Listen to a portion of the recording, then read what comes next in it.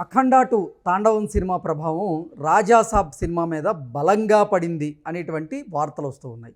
ఇంతకీ అఖండ 2 సినిమా ప్రభావం రాజాసాబ్ సినిమా మీద ఎటువంటి ప్రభావాన్ని చూపిస్తుంది అనేది మనం పూర్తి స్థాయిలో విశ్లేషణ చేసుకుందాం. ప్రస్తుతం మనతో పాటున్నారు ప్రముఖ సినీ రాజకీయ విశ్లేషకులు, ప్రముఖ సీనియర్ జర్నలిస్ట్ శ్రవణ్ గారు. వారితో మాట్లాడదాం. శ్రవణ్ గారు నమస్తే అండి. నమస్తే అండి. అఖండ 2 సినిమా ప్రభావం రాజాసాబ్ సినిమా మీద బలంగా పడింది అనేటువంటి వార్తలు వస్తూ ఉన్నాయి. అది ఎలా? ఎసరని కాదు కానీ అఖండ 2 సినిమా ప్రభావం, దాని తాలూకు ఏదైతే ఫ్యాక్టర్ విషయాలు ఉన్నాయో దానివల్ల ఈ రాజాసాబ్ కొంచెం ఎఫెక్ట్ పడిందని చెప్పవచ్చు. ఏమిటి అంటే ఫస్ట్ ప్రధానంగా ఈ ఫైనాన్షియల్ ప్రాబ్లం ఆల్రెడీ కోర్టు లావాదేవీలు ఏదైతే అఖండ 2కు ఉందో సేమ్ ప్రాబ్లం ఆల్రెడీ అక్కడ రాజాసాబ్ సినిమా ప్రొడక్షన్ ఆఫీస్ కూడా, ప్రొడక్షన్ బ్యానర్ కూడా ఆ ప్రాబ్లం ఫేస్ చేస్తుంది అనేది ఒక వార్త. సో మళ్ళీ తీరా రిలీజ్ అప్పుడు వాళ్ళు ఏమైనా ప్రాబ్లం క్రియేట్ చేస్తారా, సినిమా ఆగిపోయే దశకు వస్తుందా, ఆ ఫైనాన్షియల్గా క్లియర్ చేసుకోవాలి. ఎందుకంటే అది భారీ pan India pan world cinema Prabhas గారి సినిమా అంటే చిన్న చిన్న చిత్రం ఏం కాదు, 100 కోట్ల ప్రాజెక్ట్ అది. ఫైనాన్స్ కూడా ప్రైవేట్ ఫైనాన్స్, ఇండివిజువల్ ఫైనాన్స్, ఇవన్నీ స్పాన్సర్స్ ఇవన్నీ కూడా భారీ ఎత్తునే ఉంటాయి. అవన్నీ కూడా క్లియరెన్స్ తెచ్చుకోవాలి. అదొక జటిలమైన సమస్య. అయితే ఇప్పుడు కొత్తగా ఒక సమస్య కూర్చుంది.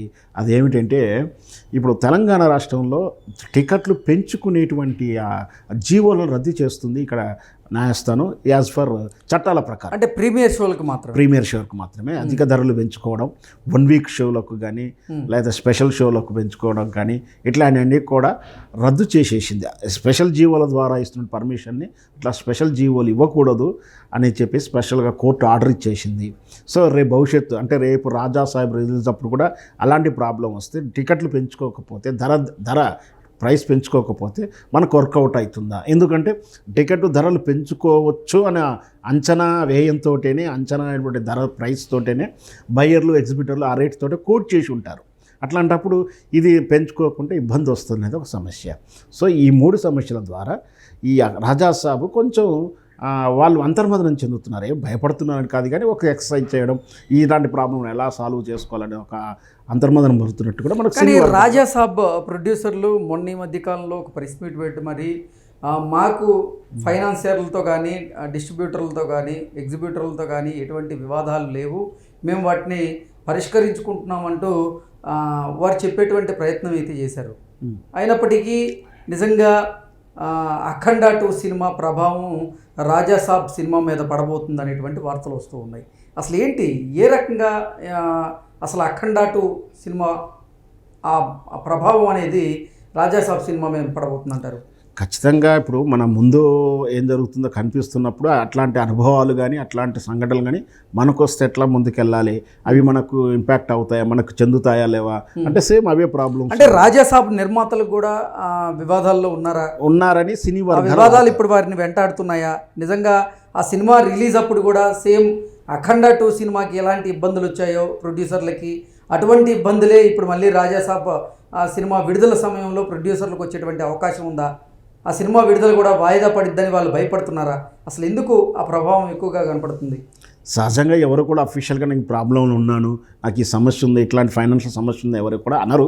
కాకపోతే సినీ వర్గాల్లో జరుగుతున్నటువంటి అందరూ బయట బహిరంగ రహస్యమే. సినిమా అన్నప్పుడు అది 500, 100, 1000 కోట్ల సినిమా ప్రాజెక్టులు అవుతున్నప్పుడు బయట నుంచి ఫైనాన్స్ తెచ్చుకుంటారు.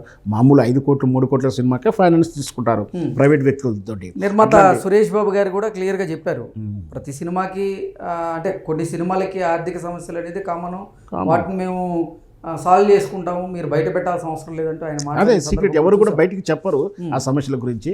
కాకపోతే ఏంటంటే ఒకటి ఉంది సినిమాలో అయినటువంటి ఆచారం ఏంటంటే ఆ ఫైనాన్షియర్ల నుంచి లేదా ఆ కార్మిక సంఘాల నుంచి నో డ్యూస్ సర్టిఫికేట్ వస్తేనే సినిమా ల్యాబ్ నుంచి బయటికి వెళ్ళేటువంటి సాంప్రదాయం ఉంది.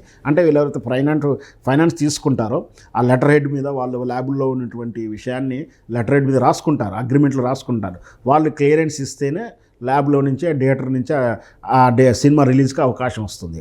ప్లస్ కార్మిక సంఘాలు అంటే ఒక ఫైటర్ మాస్టర్ అనుకోవచ్చు, ఇట్లాంటి సంఘాల నుంచి కూడా వాళ్ళకు కూడా రావాల్సిన అమౌంట్ అంతా కూడా వెళ్ళిందని చెప్పేసి వాళ్ళు కూడా నోటీస్ సర్టిఫికేట్ ఇస్తేనే సినిమాకి వెళ్తుంది, సినిమా రిలీజ్కు ఆర్డర్ వస్తుంది. అంటే ప్రతికూల పరిస్థితి ఇవి దాటుకొని బయటికి రావాలి. కానీ ఇవి సమస్య ఉంది, పలానా వాళ్ళ సమస్య ఉంది అందరూ చెప్పుకోరు. కాకపోతే ఏంటంటే ఆర్థిక సమస్యలు, కోట్ల ప్రాజెక్టులు కాబట్టి ఆర్థిక సమస్యలు ఉంటాయి, ఆటోమేటిక్గా అందరికీ అర్థమవుతూనే ఉంటుంది. సో దానివల్ల ఈ అఖండ టూకు ఉన్నటువంటి సమస్య. ఇంకోటి ఆల్రెడీ ఆ సినిమా రాజాసాబ్ ప్రొడ్యూసర్స్ ఏదో కోర్టు లావాదేవీల విషయంలో, కోర్టు వ్యవహారాల్లో కూడా ఉందనేది ఒక వార్త ఉంది. సో ఇవన్నీ చూసుకొని జనాలు కూడా ఏమనుకుంటున్నారంటే, ఓహో వీళ్ళు కూడా రేపు పొద్దున రిలీజ్ ముందు ఏదైనా అయితే ఎట్లా, ఎగ్జిబిటర్లు ఏంటి, రేపు పొద్దున ప్రీమియర్ షో వేసినప్పుడు ఒకసారి ఆలోచిస్తారు టికెట్లు బుక్ చేసుకోవాలన్నప్పుడు కూడా. వాటన్నిటికన్నా ముఖ్యంగా ప్రధాన సమస్య ఇప్పుడు ఏంటంటే, వాళ్ళని ఈ సమస్యలు, ఈ పుకార్లు ఇవన్నీ కూడా కన్నా వాళ్ళు రాజాసాహెబ్ యొక్క వాళ్ళు ఆలోచిస్తుంది అంటే, తెలంగాణ ప్రభుత్వం మళ్ళీ భవిష్యత్తులో ఇచ్చే అవకాశం లేదు. దాని అట్లాంటప్పుడు మనకు అంటే ప్రీమియర్ షోలకు కానీ అలాగే రిలీజ్ అయినటువంటి ఒక వారం రోజుల వరకు టికెట్ ధరలను పెంచుకునేటువంటి వెసులుబాటు ఉండదని ఇప్పుడు మేధోమథనం మొదలైందంటారా? ఖచ్చితంగా. వాస్తవానికి ఏం జరిగిందంటే, వీళ్ళు చేసే తప్పు కాదు అది. గతంలో గతం ముందు నుండి అందరూ చేసిన పాపం ఏంటంటే, సినిమా ధరలు పెంచుకోవడం, సినిమా ధరల్లో 20% వెల్ఫేర్కి ఇవ్వకపోవడం, బెనిఫిట్ షో అంటే ఒక కాజును ఉద్దేశించి ఏదైనా ప్రజా ఉపయోగార్థం మేము షో వేస్తున్నాం అని చెప్పినటువంటి ఆ షోలు, బెనిఫిట్స్ షోలు కూడా వాటి తాలూకు రెవెన్యూని ప్రభుత్వానికి ట్యాక్స్ రూపంలో ఉన్న వాటికి బెనిఫిషరీ వెల్ఫేర్ ఫండ్కు ట్రాన్స్ఫర్ చేయకపోవడం, ఆ లాభాలను కూడా వీళ్ళే లాగేయడం, లేదా వాటి నష్టాల్లో చూపించుకోవడం కొందరు.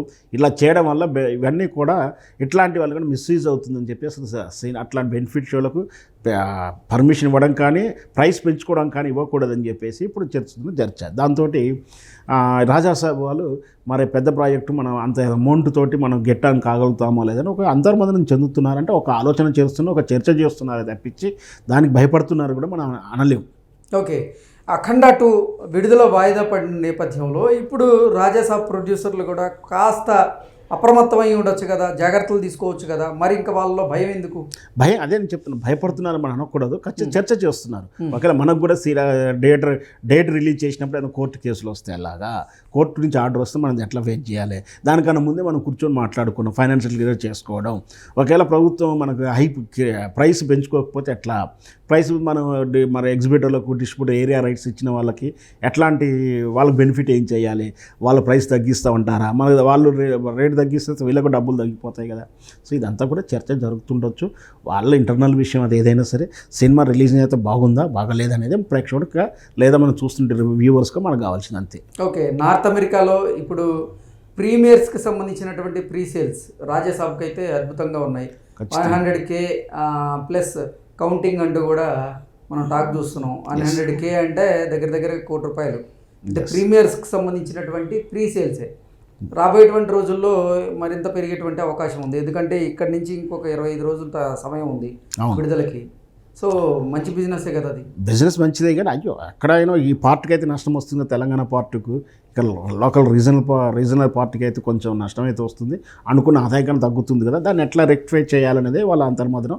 సో ఆల్రెడీ వస్తున్నట్టు యూకే నుంచి కానీ ఇంకా మనకు ఆంధ్రప్రదేశ్ పార్టీ ఉంది, ఇతర రాష్ట్రాలు ఉన్నాయి, దాన్ని ఎట్లా బెనిఫిట్ చేయాలో వాళ్ళు అట్లా చేసుకుంటారు. మొత్తం మీద ప్రభాస్ గారు అంటేనే బాలీవుడ్ కాదు హాలీవుడ్ రేంజ్కి వెళ్ళిపోయాడు. హాలీవుడ్ స్టార్ నడంతో చూపిస్తాడు, బాడీ లాంగ్వేజ్ కానీ సినిమాలు ఆ ప్రజెంటేషన్ కానీ అలాగే ఉంటుంది. ప్రభాస్ గారు పాన్ ఇండియా కాదు పాన్ వరల్డ్ స్టార్ కాబట్టి ఖచ్చితంగా సినిమా బంపర్ డూపర్ సూపర్ కలెక్షన్లు ఉంటాయి, హిట్ అవుతుందని మీరు భావించవచ్చు. Okay, thanks.